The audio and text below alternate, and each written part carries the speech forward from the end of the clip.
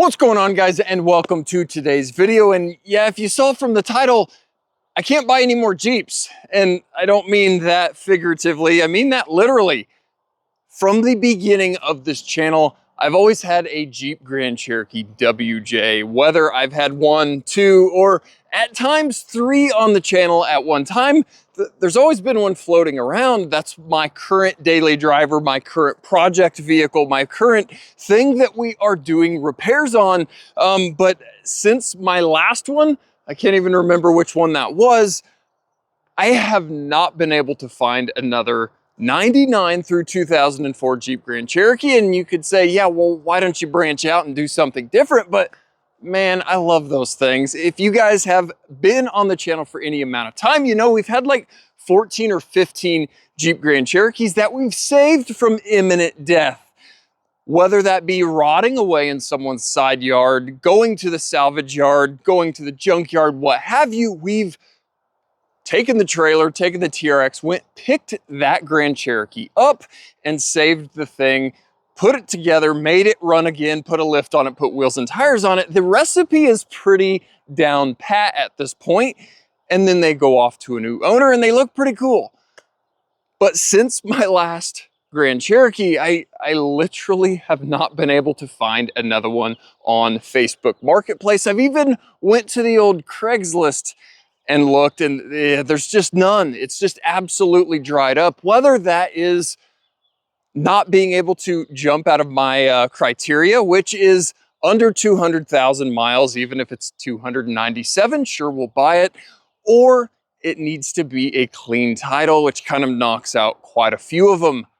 Salvage title vehicles always just scare people, regardless if it's a minor incident or what. It's just, it doesn't look good when you're holding a title that says salvage rebuilt and somebody's wanting to buy that vehicle. So with those two criteria being my only criteria and not absolutely rusted to pieces and needing to go to the salvage yard, I've just been coming up absolutely empty-handed. So I thought today, since this is a extremely rare occasion that all the vehicles are in one place, the Camaro is off the trailer, I thought we would do a quick fleet update walkthrough since I don't have any current projects or current project vehicles at this point. So I think we'll start at one end, the Mopar end down here, and end up on the Chevy end down here. And then I guess we'll show my current new summer daily driver at the very, very far end that I just picked up and haven't even made a video with. So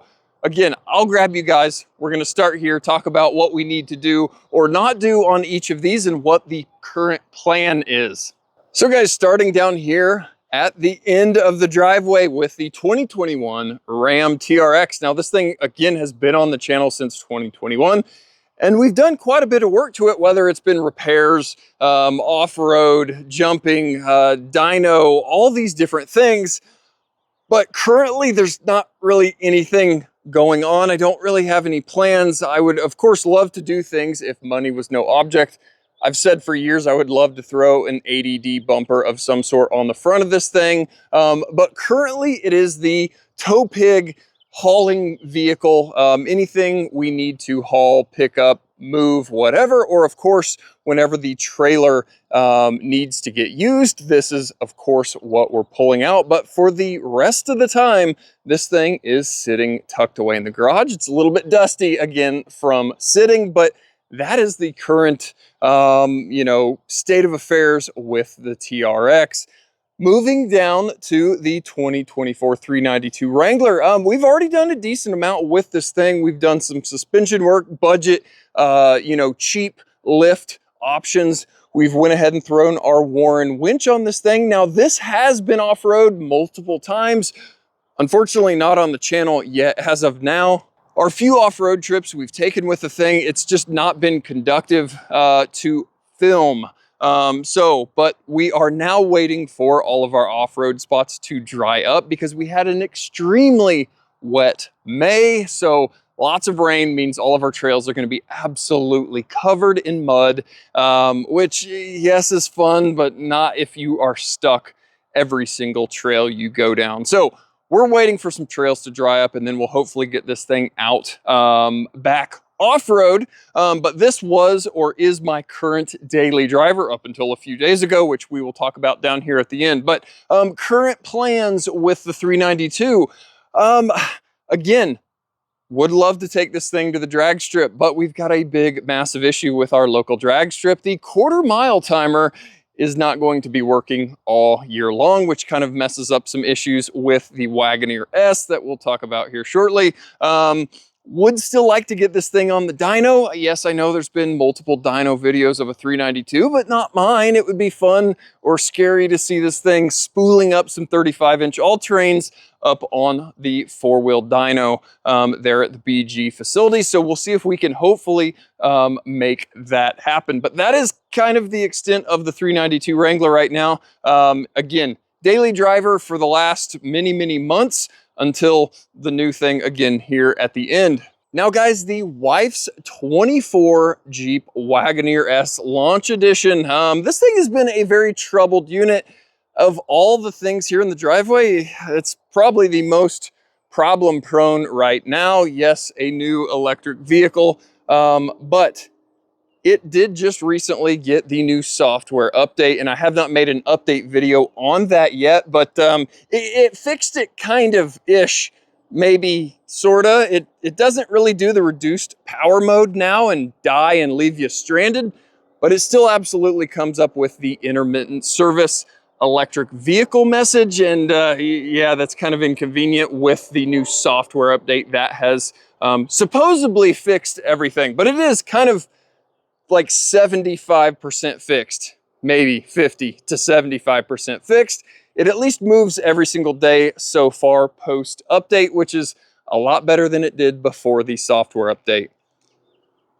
Now, this I also would like to get on the dyno this year. Again, it would be kind of neat, a 600 horsepower all-wheel drive electric car running up on the dyno would be very cool. And I did have plans of going to the drag strip this year with the Wagon Ear S, but yeah, like we talked about with the Wrangler, the stupid drag strip is only running 8th mile. Now, I don't know.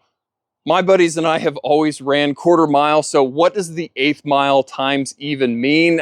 Who knows? It's just not as exciting paying your money, waiting in line to only run the 8th mile. So that's why we haven't really made it back out to the track. There is another drag strip quite a bit further away, but I don't know. What a absolute bummer.